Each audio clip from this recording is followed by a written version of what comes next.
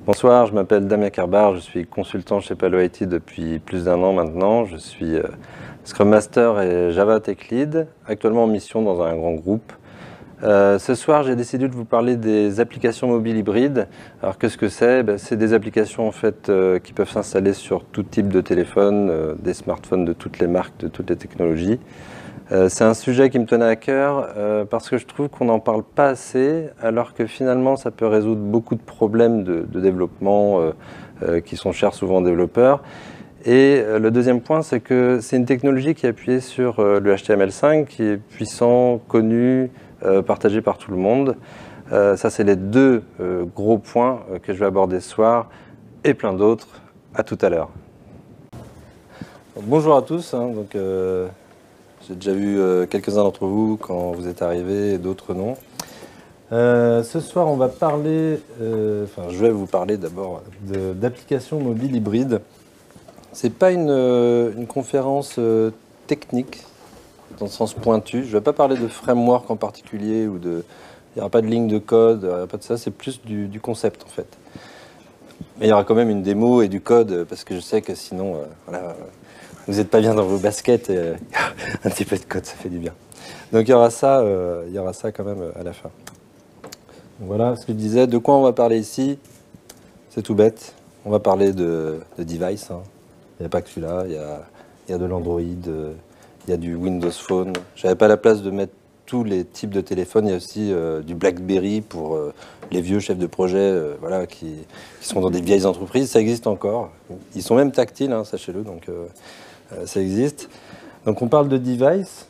Je tiens d'ailleurs au passage à souligner qu'ils se ressemblent vraiment beaucoup. Et moi j'ai un point de référence chez moi, dans ma famille, c'est ma mère, qui n'y connaît rien du tout. Je trouve que c'est très bien. Donc elle est agnostique, c'est un mot aussi qui va revenir, agnostique. Elle s'en fiche complètement. Elle a un truc qu'elle touche, et les trois font à peu près la même chose. Que ce soit Apple, Android ou Windows Phone, c'est à peu près le même principe. Donc on va parler de ça, et on va parler d'applications. Parce que sans application dans le téléphone, c'est un dessous de plat. Grosso modo, l'iPhone, quand il est sorti, je me rappelle, c'était quand même innovant, il était tactile, il proposait 2-3 trucs, mais les applications, il n'y avait rien.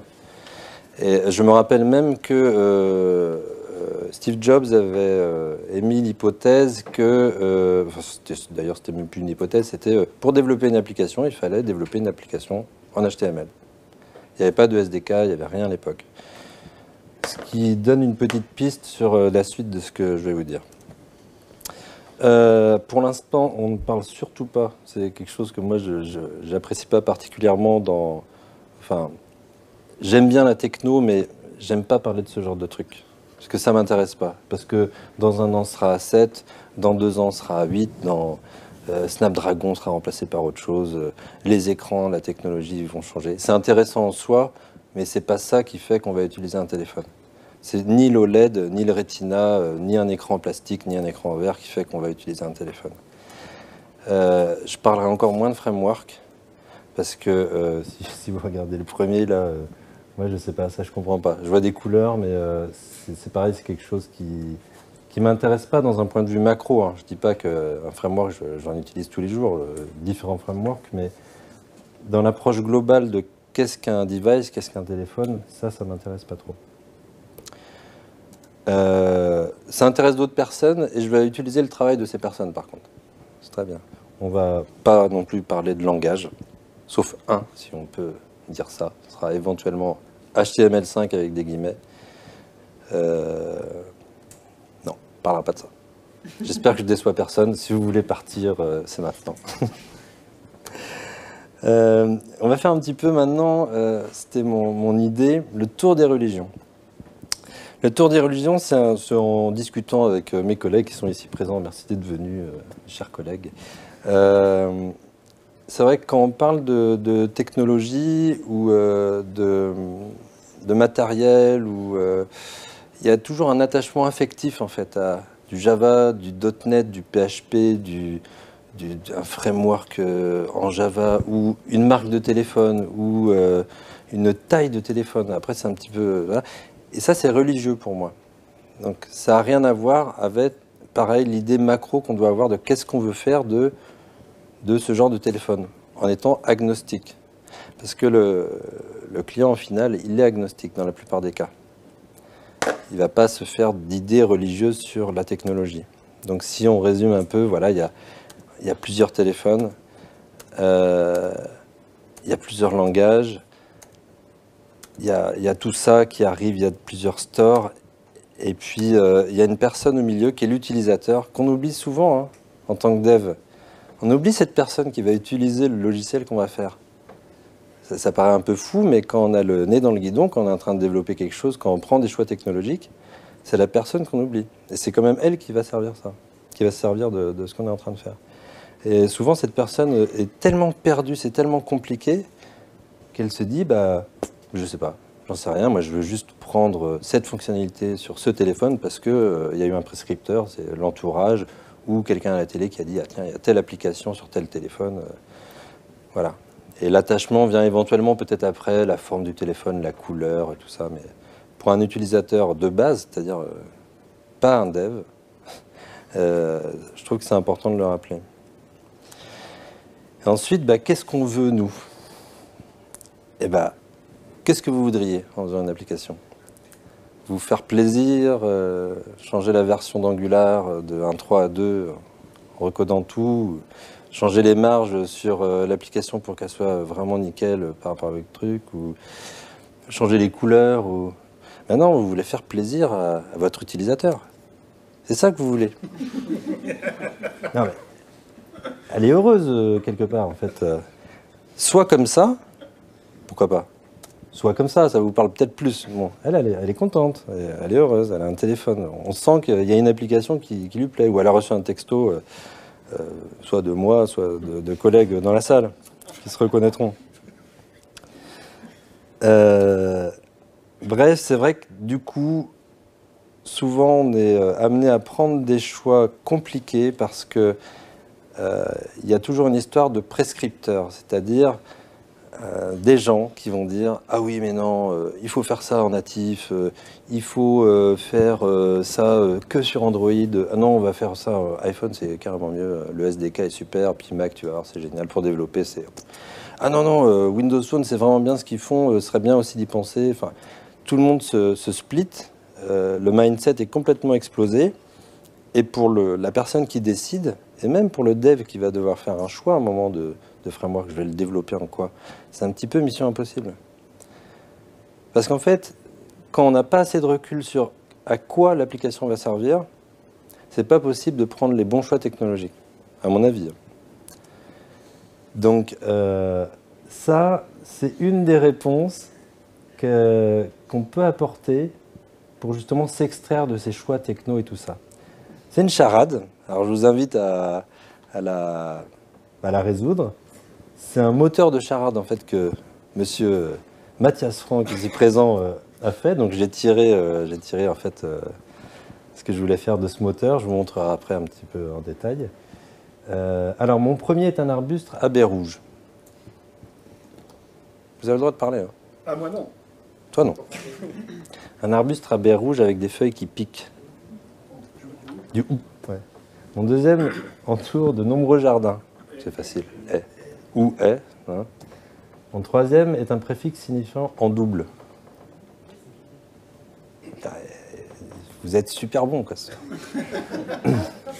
On dit souvent que mon quatrième, qu'elle est trop courte. Non. Enfin, on peut essayer, mais je crois que ça va coincer, hein, si je puis me permettre. Et mon cinquième, bah oui, parce que le moteur aime à le faire, je suis désolé, mais il a fait ça rapidement. Oh là là, putain, je l'ai. C'est un ou. Donc, voilà, c'est ça. On parle d'une WebView. En fait, tous les téléphones... C'est balèze, hein? Ah non, il y a eu de la réflexion. Hein. Tous les téléphones ont embarqué, on l'oublie trop souvent, parce que nous, on voit le navigateur, en fait. On va sur Internet, comme on dit. Enfin, comme disent nos parents, hein, on aurait pu dire ça, mais on va sur Internet. Oui, parce que tous les téléphones, maintenant, ont un navigateur et donc une WebView. Donc la technologie de rendering HTML5, de compréhension du JavaScript et de CSS3. Et c'est trois conglomérats en fait, qui font que c'est quelque chose d'assez powerful. Alors, souvent, quand j'en ai parlé, c'est toujours la même réponse, c'est « Ouais, c'est du web, quoi. Ouais, c'est du web. D'accord, c'est bien, t'as fait une page super jolie, t'as mis des boutons, c'est cool, hein, mais... non, mais moi, je veux de la vraie techno, tu vois, des trucs de gars, quoi, de cow-boy, quoi. Moi, je veux coder en Java ou en Objective-C, moi, je veux bouffer des accolades, quoi, tu vois. Donc, ça, c'est une croyance, pareil. Les gens pensent que c'est comme ça que ça marche. Et le but de la présentation, c'est aussi de dire mais allez voir un petit peu ce qui peut se passer dans cette WebView, qu'est-ce que c'est. Bon, moi, j'ai découvert ça un petit peu par hasard quand j'ai eu mon premier iPhone. C'était tout bête, je vous montrerai après lors de la démo. J'avais fait une petite page et je voulais que ça ressemble à une application d'iPhone. Donc j'avais trouvé un CSS en fait qui matchait.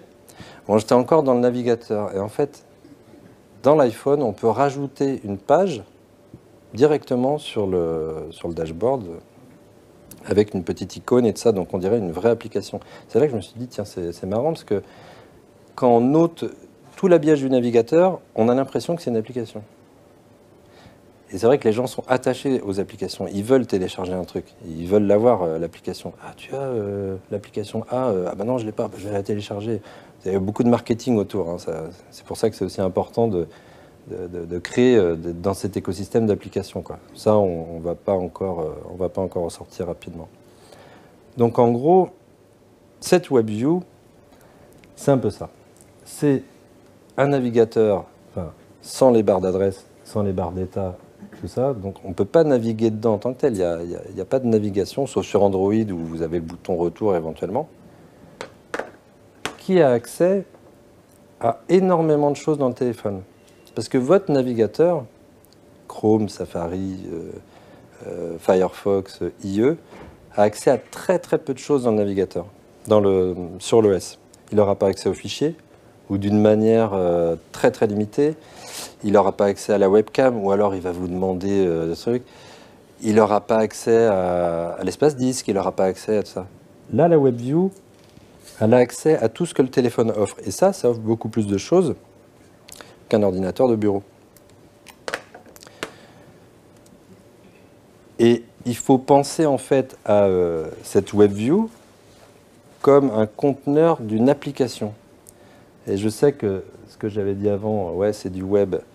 Effectivement, une page index.html, un fichier JavaScript et un fichier de CSS, c'est du web. Mais c'est pas que ça. Enfin, je ne sais pas qui développe quoi, sous quelle technologie, mais les gens se penchent très sérieusement sur du AngularJS, du CSS. C'est une application de bureau finalement, hein, tout ça. Hein. C'est dans une page web qui va être servie par un Apache, un Tomcat, ou peu importe, par un serveur, mais c'est une application. Si on coupe le réseau, la page reste là. Donc il faut voir en fait, pour ces histoires d'applications hybrides, enfin je n'ai même pas encore parlé d'hybridation. Ces applications hybrides, il faut les voir comme des applications indépendantes, seules, c'est une page HTML et des ressources autour. Alors une WebView, ça sert à quoi? Ça a accès à quoi, pardon? Ben, ça a accès à tout ça, dans tous les téléphones.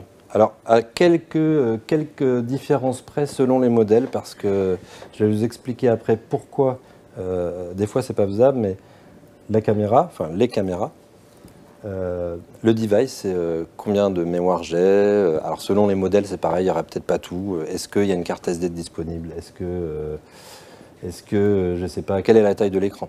Device motion, quand vous bougez votre téléphone, l'accéléromètre, ils en ont tous un maintenant, donc comme ça, donc c'est 3 axes, hein, X, Y, Z, vous avez accès à ça. Device orientation, c'est la boussole. Ça, on a déjà accès à ça en HTML5. Hein. Mais là, c'est un accès direct en fait au matériel via la WebView. File system, vous voulez écrire un fichier, vous pouvez le faire en local storage, c'est une technologie en HTML5, mais la WebView a moyen d'accéder directement en fait au téléphone et aux ressources disque dur, mémoire. le file transfert du FTP, HTTPS, SFTP, selon les modèles, selon ce que le framework propose derrière. La géolocalisation, c'est en anglais tout ça, mais vous avez compris. Le statut de la batterie, l'internationalisation, globalisation, comme ils disent, les 18N, c'est-à-dire je suis un téléphone paramétré en chinois. La WebView peut avoir accès à ça. L'in-app browser, intéressant. Vous faites une application web dans une WebView qui elle-même va pouvoir ouvrir à l'intérieur d'elle-même des WebViews. Pas des iframes, des WebViews qui auront un contexte limité en fait. Votre application pourra ouvrir un micro-navigateur au sein d'elle-même. Après, les questions, monsieur. Média capture, bon, c'est enregistrer du son, de la vidéo, network information, est-ce que je suis connecté, déconnecté, Wi-Fi, 3G, etc. Splash screen, c'est quand on lance une application, il y a toujours un petit... Je ne sais pas si je prends ça, il y a toujours un petit... non, je suis en train de jouer, donc voilà, il y a un petit écran qui s'affiche pour dire patientez, ça arrive. Le vibreur, la status bar qui est en haut, alors là c'est le pire, dans tous les téléphones c'est jamais la même chose, donc comme ça il y a accès. Là-dedans. Après, vous allez me dire, oui, c'est bien gentil, c'est joli, mais elle y a accès comment? C'est pas en JavaScript que je vais dire, tiens, je vais aller écrire un fichier. Alors c'est vrai que c'est pas comme ça que ça se passe. Elle y a accès en fait. La WebView, il faut la voir comme c'est un composant natif du téléphone. Ça a été fait en Objective-C ou en Java ou en .NET. Elle y a accès par des moyens particuliers au framework dans lequel elle se trouve, dans l'écosystème dans lequel elle se trouve. Mais certaines personnes, des grosses boîtes, des projets dont je vais vous parler tout à l'heure, ont fait en fait l'effort de faire des bridges. C'est-à-dire qu'un JavaScript va avoir accès à toutes les ressources que j'ai listées derrière, suivant des API normées, suivant les modèles de téléphone ou de marque, Windows, Apple, etc. Certaines vont être désactivées, d'autres seront un petit peu différentes. Des fois, il y aura des callbacks, c'est-à-dire que vous prenez une photo et il va falloir l'attendre d'une certaine manière sur Android ou vous l'aurez tout de suite quand vous serez sur iPhone. Voilà, ça, c'est des choses qui sont un petit peu différentes, mais globalement, j'ai pris 3 un peu par hasard. Le plus gros, c'est PhoneGap, celui que je connais. Accelerator, c'est un gros système qui permet de... Je vais vous montrer comment ça marche, de créer ces applications Euromobile. Donc, eux, en fait, vous proposent un ensemble d'applications, d'API, communes pour tout le monde. Donc, vous êtes, comme je disais tout à l'heure, agnostique. Vous n'avez pas à savoir si c'est sur Android, iPhone ou n'importe quel téléphone. Il vous propose que si vous utilisez le plugin, par exemple, caméra, l'API caméra, c'est ça. On va prendre contact. Il vous propose voilà, là, il y a du code. Je vous avais promis du code. C'est beau. Là, il vous propose de lister les contacts du téléphone. Ce que vous ne pouvez pas faire en JavaScript de base. Donc, eux, en fait, ils ont fait un plugin dans le langage natif, relié au framework natif, et une API en JavaScript. En fait, il y a tout un process de build qui va mettre en relation ces deux trucs. Ben voilà, c'est pas très compliqué, c'est du JavaScript. On dit, tiens, je veux aller chercher des contacts, j'ai besoin d'une option, je construis mon objet option. Tiens, je vais filtrer par Bob, parce que c'est Bob que je cherche. Multiple, je ne sais absolument pas ce que c'est. Je veux tel champ. Navigator, contact, find. Ça passe quasiment toujours par navigator. Navigator, c'est un objet qui existe en fait dans toutes les WebViews, que ce soit le navigateur de bureau, les téléphones portables. C'est la vue racine. Voilà. C'est l'objet racine navigateur. En fait, ils auraient dû l'appeler WebView, mais bon, historiquement, ils ont gardé ça. Donc, il y a ça. Ça, c'est les possibilités. Et puis, j'ai rajouté un petit truc après. Moi, je trouve que ça, c'est cool. On peut faire des applications. Alors, on m'a corrigé. Il y a des gens plus jeunes ici, donc ils m'ont corrigé parce que j'avais dit je swag. Et ben, en fait, donc j'ai du swag. Voilà, je me suis mis au goût du jour. J'ai fait un upgrade. C'est bien passé. Alors, c'est un petit peu pour rappeler l'un des slides que j'ai dit, ouais, c'est du web. Bon, non, HTML5, c'est pas que du web, c'est plus le Minitel, quoi. Oh, il y a des vieilles personnes, peut-être dans la salle, qui diront, oui, mais si, quand même, parce que bon, le web, moi j'ai connu, c'était pourri. Une dimension et demie, même pas foutu d'adresser un espace bidimensionnel. Non, on t'entendra pas de toute façon. Qu'est-ce que ça peut faire? Bah, c'est sémantique, qui est bien pour faire une page. On parle beaucoup de MVC, tout ça. Bah, voilà, la vue, on l'a. En HTML, c'est clair, simple, efficace. On a accès au périphérique. Il y a déjà des API en fait en HTML5 qui permettent de faire beaucoup de choses, en complément ou en plus de ce que je vous ai montré juste avant. Le multimédia, vous voulez mettre une vidéo, c'est une balise qui s'appelle vidéo. Vous mettez la source de la vidéo en local, en streaming. Voilà, il n'y a rien à faire, il n'y a pas de code particulier à développer, c'est pour tout le monde pareil.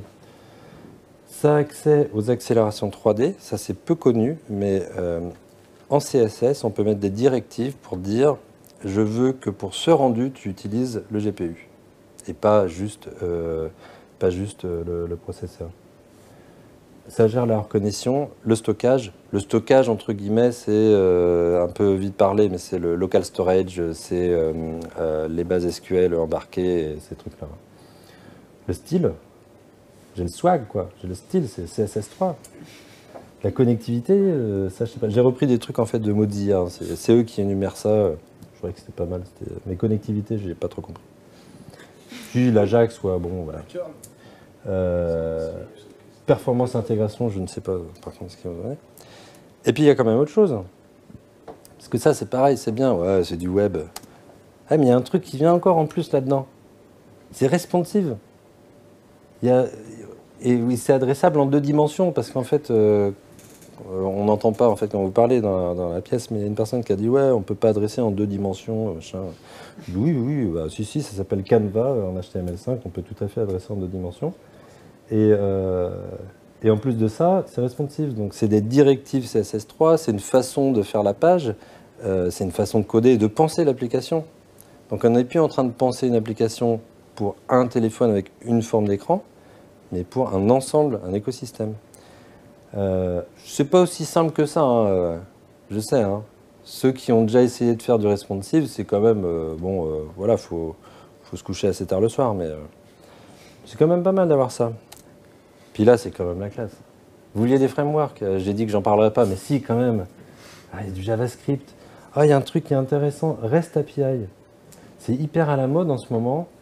Et ben REST, c'est du JavaScript. Il n'y a quasiment rien à faire. Voilà, c'est intégré, il n'y a même pas besoin de framework à la rigueur.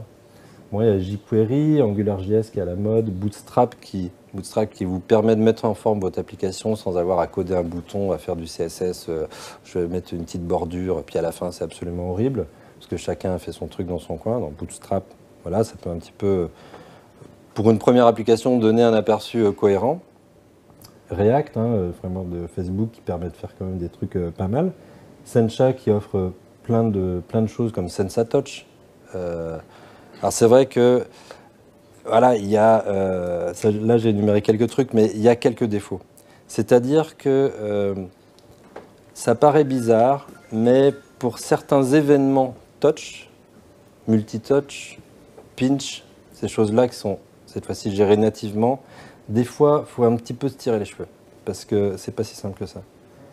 Mais c'est encore un moyen de choisir de quelle application vous avez besoin, qu'est-ce que votre application doit faire, et si vraiment vous avez besoin d'un truc très particulier, ouais, ok, bon, là, il faut switcher sur du natif, il faut aller chercher les vrais trucs qui existent, qui ont été codés pour ce genre de truc. C'est vrai que la WebView, elle n'est pas vraiment codée pour ça. Alors ça gère quand même pas mal d'événements touch, donc c'est vraiment l'interface utilisateur. C'est juste que des fois, c'est un petit peu compliqué. Et puis, la user experience, alors c'est pas vraiment un défaut, mais ça peut des fois vous amener à pas savoir si vous faites des applis natives, ou en tout cas 2, c'est souvent iPhone, Android qu'on met côte à côte, ou faire une appli hybride, parce que entre Android, Windows Phone et iPhone, c'est vrai que l'UX n'est pas la même. La user experience n'est pas la même. Donc, typiquement, je ne sais pas qui a développé dans la salle des applications mobiles déjà, mais des barres fixes en bas ou voilà, un menu fixe en haut ou des choses comme ça peut être compliqué. Ça peut être compliqué parce que ça reste quand même un navigateur. Donc, il y a des choses qui, des fois, sont un petit peu touchy à faire. Donc là, c'est un petit peu pour résumer, ce que je disais. Il y a quand même une petite limitation technologique au point de vue touch de la WebView. Voilà, il y a les events qui, des fois, sont assez compliqués à gérer. Le layout, c'est un petit peu limite, des fois. Mais globalement, je trouve que c'est un bon choix. Typiquement, vous voulez faire l'annuaire de l'entreprise, de la cantine de l'entreprise pour savoir qu'est-ce qu'il y a au menu. Il n'y a peut-être pas besoin d'aller faire une application native pour ça. Vous en faites une en HTML, c'est une liste qui déroule. Vous la publiez sur 3 plateformes et c'est bingo. Je vais vous montrer après justement comment l'étape de build, comment le projet est constitué, tout ça.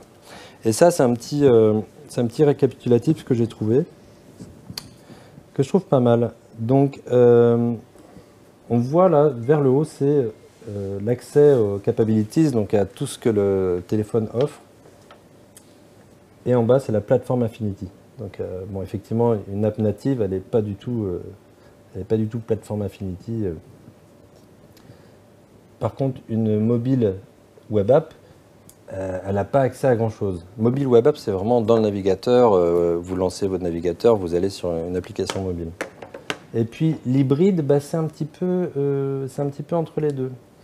Dans les hybrides aussi, j'ai oublié de vous dire ça, mais vous n'êtes pas cantonné à la WebView. Cette WebView, il faut la voir comme un carré dans lequel vous faites défiler vos pages HTML, il y a du JavaScript et tout ça, mais vous pouvez habiller de façon native cette WebView. Vous pouvez mettre des boutons natifs, vous pouvez mettre des pop-up natives, vous pouvez habiller en fait tout ça de façon native.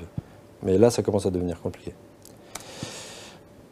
Je vais quand même vous faire une démo, ce sera plus simple, parce que, et puis en plus, je sais que vous voulez un peu de code, donc ça va être plus classe. Alors, c'est parti. Donc, alors ce que je vais vous proposer comme démo, c'est... Attendez, 2 secondes. Est-ce qu'il faut que je switch? C'est parti.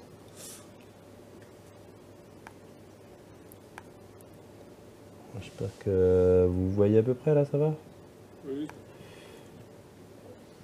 Ok. Alors, voilà ce que je vais prendre comme exemple. C'est un projet que j'ai appelé Rebusomatique. Donc on n'entend pas les personnes dans la salle, mais vous allez comprendre pourquoi j'ai fait ça. Alors, il est constitué de quoi? Alors déjà, d'où j'ai pris ça? Ça, je l'ai pris d'un truc qui s'appelle ThemeForest. Parce que je ne voulais pas redévelopper un truc. Il y a plein de thèmes qui existent. Donc, comment j'ai réfléchi à ça? J'ai dit, tiens, je vais regarder qu'est-ce qu'ils font chez ThemeForest. Donc, ThemeForest, c'est un marché de thèmes pour WordPress, pour des mobiles, tout ça. Donc, je crois que c'était ça que j'ai trouvé. Donc, j'ai trouvé ça. 10 $ quand même, 7 €. Je veux dire, je ne vais pas non plus passer 30 000 heures à faire un truc qui, pour moi, est pas mal. Donc voilà, j'ai pris l'exemple. Je vais, tiens, je vais regarder index.html. Bon, voilà, ça s'ouvre, c'est cool. Bon, là, je l'ai skinné un petit peu, mais vraiment, je sais pas, j'ai dû y passer 1 heure. Bon, tiens, il y a des menus, très bien. Qu'est-ce qu'il y a d'autre? J'ai pas tout rempli, hein. Tiens, il y a des photos là, je crois. Je sais pas si ça marche. Bon, il y a login. Qu'est-ce que je pourrais vous montrer qui marche? Blog qui ne marche pas. D'accord. Bref. Je dis, tiens, du coup, là, c'est dans Safari, hein, c'est dans un navigateur. D'ailleurs, on voit le côté responsive. Hein, vous voyez, hein, pas besoin de s'embêter. Là, ils ont fixé en fait la taille en largeur quand même pour pas que ça pour pas que voilà, ça aille trop loin. Ah oui, parce que ce que j'ai pas dit non plus, c'est que responsive, c'est vous faites une appli, vous faites toute la logique métier, la présentation, l'enchaînement, tout ça. En peu de travail, vous la portez sur iPad ou sur une tablette Android, du coup. Donc, voilà ce que j'ai fait. Alors, j'avais quand même besoin d'un autre petit truc en parallèle. Il faut juste que je tape ça. Ah, du code. Il du code. Oh, parce que du coup, je fais un petit peu aussi la promo pour Node.js. Donc, j'ai fait un petit serveur qui s'appelle serveur, peut-être. Je sais pas comment je l'ai appelé. Template, VirtualBox, Rebus Server, voilà. Rebus Server.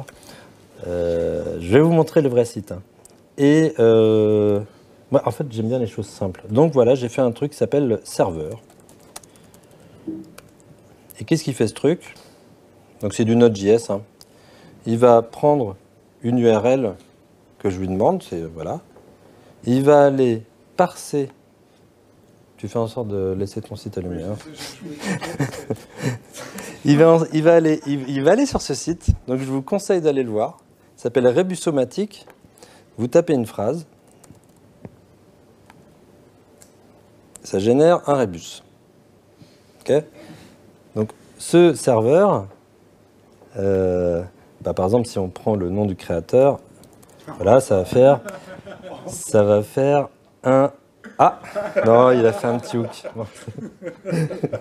Donc voilà, moi ce que je fais, c'est ici, je fais un serveur de transition pour transformer ça en REST, en gros. Comme ça, l'application va pouvoir comprendre ça. Donc, qu'est-ce qui se passe? Voilà, j'ai fait ça. J'ai fait donc ma WebView, ici. Je vais la pousser sur un serveur web. Pourquoi? Parce que donc je l'ai mis sur mon serveur. C'est exactement la même chose. Pourquoi je fais ça? Je vais vous le montrer. Parce qu'après... Ça, c'est Mac. Enregistrement de la vidéo. C'est parti.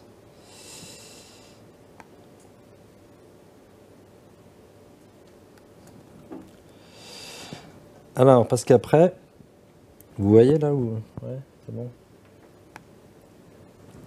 Moi, j'aime bien faire ça. Quand je teste un truc, voilà, je vais sur l'URL, je vais accéder. Donc, voilà, j'ai rajouté du code, mais il n'y a pas grand-chose dedans. Hein. Voilà, bon, ça marche. Je regarde dans le navigateur. Ouais, ok, ça c'est cool. Tiens, ça a l'air cool aussi. Ok, d'accord. Bon, ouais, tout ça, ça marche. Il y a un petit bouton en bas, là. Donc, je ne peux pas vous le montrer, mais il est ici. Et on peut faire sur l'écran d'accueil. Qu'est-ce qu'il fait? Il y a la même chose sur Chrome Android. Hein. Qu'est-ce qu'il fait, en fait?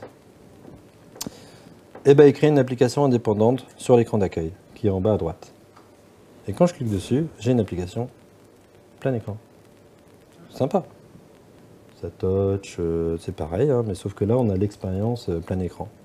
Alors, on peut même mettre à propos, où j'ai mis ma tête, hein, forcément, mais j'ai aussi mis le créateur de la logique, voilà, juste en dessous. Bah, essayons quand même. Voyons, revenons à l'accueil. Est-ce que quelqu'un a une phrase courte? Sauf les gens de devant, parce que je les connais tous. Bah, allez-y, hein, vous ne bousculez pas. Hein. Abracadabra, c'est parti. Abracadabra. Tiens, il trouve pas. S'il trouve abracadabran, mais... Ouais, bon, ça va marcher. Allez, abracadabra. Ah, hey, cool. Ça perd l'hypopète. Ça perd l'hypopète. Bah voilà, allez, bousculez-vous. Vous avez des idées, c'est la fête. Perd l'hypopète. C'est comme ça? Ouais. Ouais, ça marche pas pareil. On fout des fautes d'orthographe, il n'est pas sensible à l'orthographe. Ah! Alors. Mais on t'entend pas en fait, donc... Alors, ça... Ouais, d'accord. Donc alors tout ça, ce que je vous montre là, ça tient dans... Pour quand même... pour revenir un petit peu au code même. Donc c'est une page HTML. Alors si vous utilisez... Enfin, ceux qui ne sont pas trop aguerri à Chrome ou enfin au techno JavaScript en général, que je dis Chrome, pas Chrome, mais Firefox, Chrome. Il y a toujours en fait l'outil développeur qui est très très bien. Typiquement, ce qu'on appelle la console en bas qui vous permet de monitorer un peu votre application en JavaScript. Là, l'application en elle-même, qu'est-ce qu'elle a? Bah, elle a pas grand-chose. Si j'arrive à trouver, dit voilà, bah, elle a un script qui fait ça, qui dit bah tu vas appeler le serveur, voilà que j'ai mon Node.js là qui tourne. Tu prends la phrase qui a été tapée en haut, tu attends la réponse et puis tu extrais les images que moi j'ai extrait du site de Mathias. Et voilà. Et l'habillage m'a coûté 7 euros. C'est-à-dire, il y a des gens qui sont très très doués en design, moi je ne suis pas un designer. Et globalement, ça m'a pris allez, 2 heures, je pense. Donc je trouve que c'est plutôt intéressant de se pencher là-dessus. Je ne vous ai pas fait d'exemple avec de l'accès au contact et tout ça parce que j'ai pas eu le temps. Mais je vais quand même pouvoir vous montrer comment marche PhoneGap. Et après, bah, si vous avez des questions, vous me direz. Alors, PhoneGap. Donc PhoneGap, le build de PhoneGap, c'est en fait un agrégateur de Cordova, qui est un projet Apache, et PhoneGap, qui est un projet Adobe. Alors, il s'est passé un mélange entre les deux. Il fait tourner du Cordova et build, c'est un sous-projet PhoneGap qui build vos projets en ligne. Alors, c'est super compliqué à utiliser. Je vais vous montrer. Donc, vous devez mettre du code qui correspond à votre appli en .zip. Vous zippez l'application avec l'index HTML. Vous cliquez sur Upload, c'est la phase la plus compliquée parce que c'est marqué en anglais. Sauf que je sais pas. Non, normalement ça devrait être rapide. Ça charge, ouais. Parce que le Wi-Fi n'est pas très.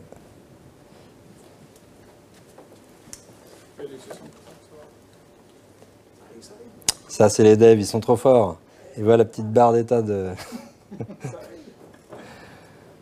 Donc alors lui, qu'est-ce qu'il fait? En fait, il va construire une app native avec une WebView et tout ça embarqué à l'intérieur pour iOS, Android et Windows Phone par défaut. Il y a d'autres plateformes, c'est à vous de configurer ça. Si je regarde la liste des plugins, c'est des plugins que j'utilise pas mais j'aurais pu utiliser. Voilà la liste des plugins, batterie, statut, caméra, console. Oui. Tu as rien qui est buildé sur ta machine, c'est un service qui build et qui te renvoie ton composant? Oui, alors on me demande si quelque chose est buildé sur ma machine, mais effectivement, non, c'est du cloud, c'est gratuit pour une application, et donc, ah bah bravo, c'est ce que je voulais pas, c'est super. Et donc, c'est buildé dans le cloud. Et une fois que c'est fini, alors iOS, moi j'ai pas mis ma clé développeur, en plus mon téléphone n'est pas provisionné, donc ça sert à rien. Android est en train voilà. Mais sinon, le XAP, vous pouvez le télécharger. Voilà, si je clique dessus, j'ai vraiment l'application Windows Phone qui n'a pas besoin d'être signée systématiquement pour faire un test. Pour tester sur ton téléphone, tu es obligé de uploader en permanence, c'est ça? Ou comment tu fais? Donc alors, on me dit, est-ce que pour tester sur le téléphone, je suis obligé de répéter les questions parce que le micro ne capte pas tout. Est-ce que pour tester sur le téléphone, je suis obligé d'uploader en permanence? Non. Pour iPhone, il y a une solution, c'est la WebView directement sur la page d'accueil, donc rafraîchir, ouvrir. C'est quand même pas besoin de télécharger l'application provisionnée. Pour Android, il y a les simulateurs, mais il n'y a pas l'expérience. Ça peut être lent dans certaines conditions. Donc pour tester, oui, à la fin, il faut le mettre sur téléphone. Mais il y a un cycle de développement qui se passe dans le navigateur quand même. Mais le truc, c'est que quand on fait appel aux couches au bas niveau, on va plutôt utiliser donc Cordova, uploader sur Xcode et là le télécharger sur le téléphone. Ça permet, d'utiliser les plugins de couche bas niveau et après d'uploader sur le téléphone et donc de tester directement sur le téléphone. Ah oui, alors en fait, ce que la personne me dit, c'est Pierre, m'a dit que pour tester l'application sur le téléphone, dans le cas d'iOS, c'est pas pareil pour Android. Effectivement, avec Cordova, on peut pousser ça sur Xcode, qui pousse ça sur le téléphone directement. Dans le cas d'Android, on peut le faire aussi en fait. Bah voilà, c'est le déploiement en live. C'est pareil, puisque Cordova, c'est qu'une étape de build. Donc, qu'on build dans Eclipse pour Android ou via Cordova, que ce soit pour iPhone ou Android ou Windows Phone, je ne sais pas par contre. L'overhead, il est hyper limité. Enfin, c'est comme si on faisait une application native finalement. Sauf que le développement, c'est du HTML. Donc là, il y a pléthore de choix, quoi. Tu as parlé de POC à la fin, pourquoi ça va être intéressant sur CRF.POC. Tu as parlé d'un exemple pour faire un projet pour la cantine à un moment. Est-ce qu'au final, il faut le voir comme un truc qui peut être bien pour démarrer, mais qui n'a pas forcément vocation à partir en prod? Je sais par exemple Facebook est revenu sur ce choix-là, j'imagine qu'il y a quand même quelques grands noms qui s'en servent encore, mais au final, est-ce que c'est vraiment une cible qui se défend en prod par rapport au natif? Alors, est-ce que ça se défend en prod par rapport au natif? En gros, si je résume la question, c'est ça. Ça peut. Facebook, c'est vrai que c'est la boîte qui a dit non, on arrête de faire des applications HTML5, on revient au natif. Parce qu'il faut quand même voir une chose, développer 3 applications, c'est pas le même coût qu'en développer une seule et la distribuer sur 3 plateformes. Donc eux, ils avaient l'argent pour le faire. Si on oublie l'argent, ce qui est quand même bien de faire une application hybride, c'est que tous les utilisateurs de tous les téléphones auront la même expérience. Et je trouve que c'est pas mal. Ou alors, il faudrait qu'il y ait une équipe qui tourne et qui fasse un peu d'Android, un peu d'iOS, un peu de Windows Phone et que tout le monde participe aux 3 produits. Mais généralement, c'est pas comme ça que ça se passe. Ne serait-ce que Facebook sur Android ou sur iPhone, c'est pas tout à fait les mêmes. Et moi, je suis plutôt pour, c'est un point de vue, que l'application soit la même partout, en s'adaptant aux légères différences. Donc oui, pour moi, oui, ça peut partir en prod. Ouais. En termes de perf, notamment, Alors, ça peut être un petit peu le point délicat. Les performances, c'est sûr qu'une WebView, elle ne va pas traiter 100 mégas. Hein, parce que derrière, il y a de la manipulation de DOM, il y a du JavaScript, il y a plein de choses à gérer qui sont... Enfin, c'est pas taillé pour ça. Donc, faut voir. Par contre, c'est quelque chose qui nativement parle en REST. Donc, il y a en développement, comme je veux dire, la plupart des services maintenant sont RESTful. Ça peut être un POC qui devient un produit. Donc, je pense que ça peut partir en prod. Les gens sont assez frileux en fait parce qu'ils ont peur de beaucoup de choses que j'ai évoquées. Les touch events qui sont pas toujours bien gérés. Bon, le layout, c'est pas hyper bien maîtrisé, il faut quand même du travail, il faut investir dessus. Mais bon, une fois que ça s'est fait, c'est investir ici au lieu d'investir sur 3 plateformes. Donc, pareil.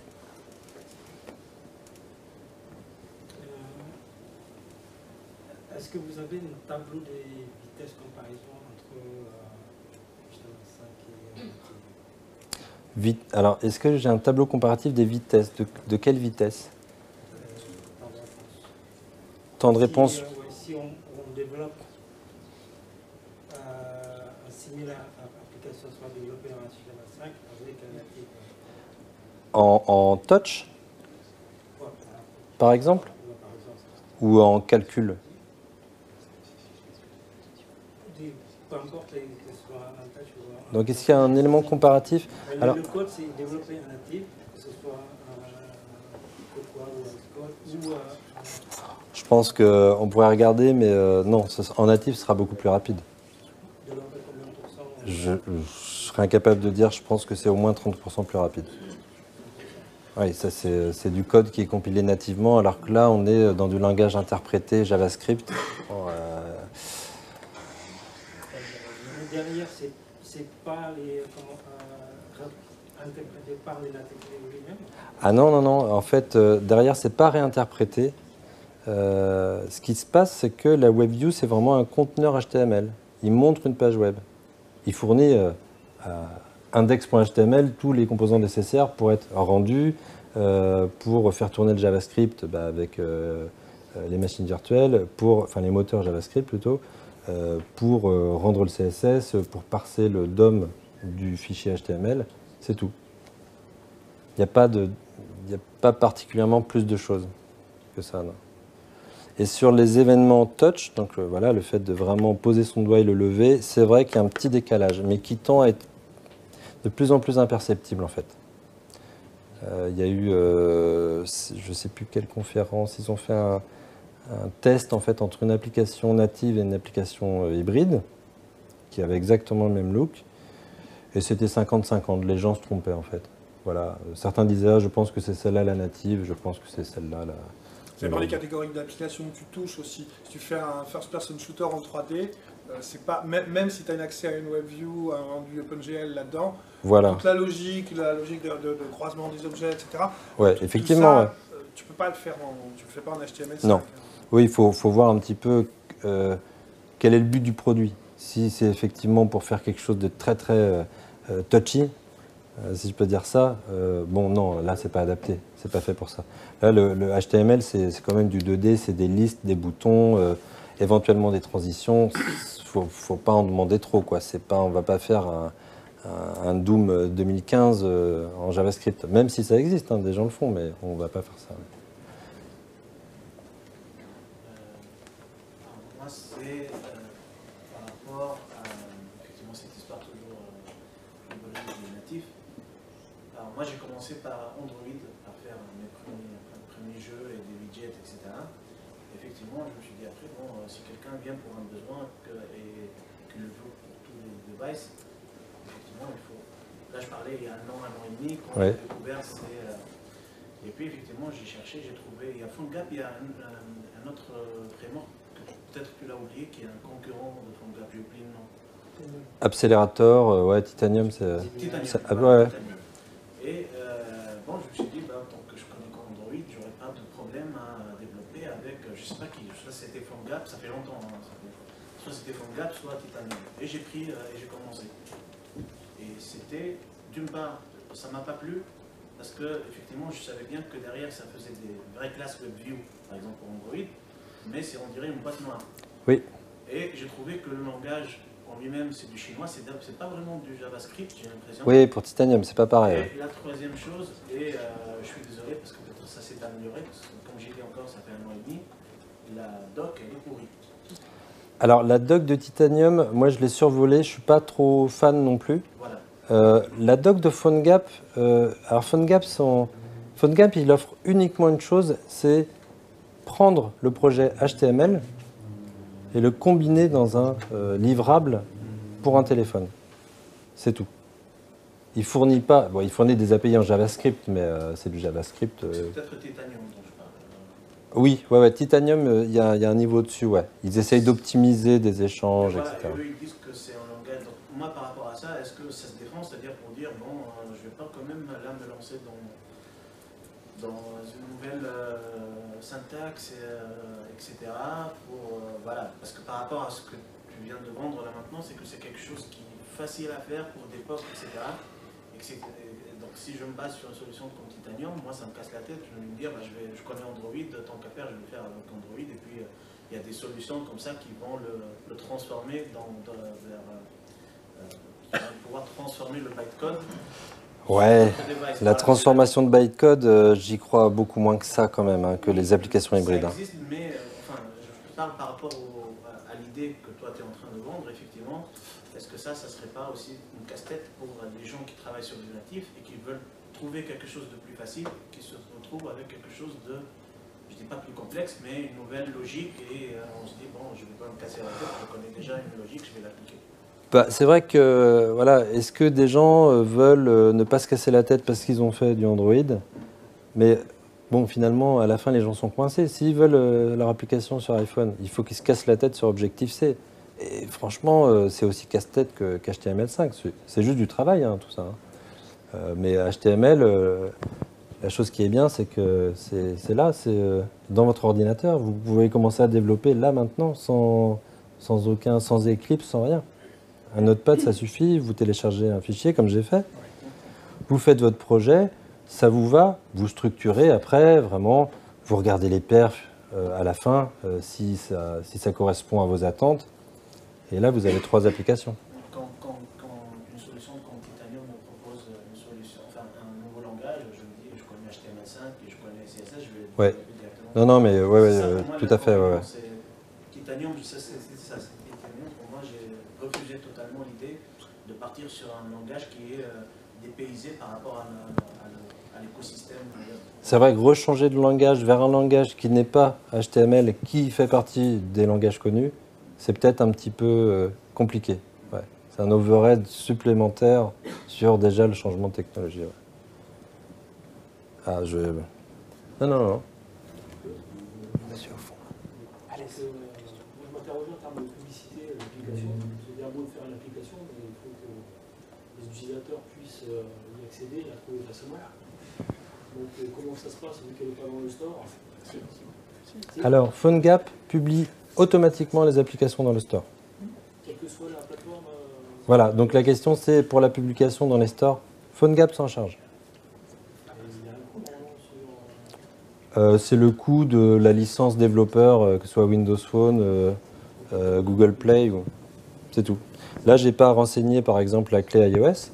Si j'ai la clé, il y a un autre bouton. Alors, ils ont changé leur layout là.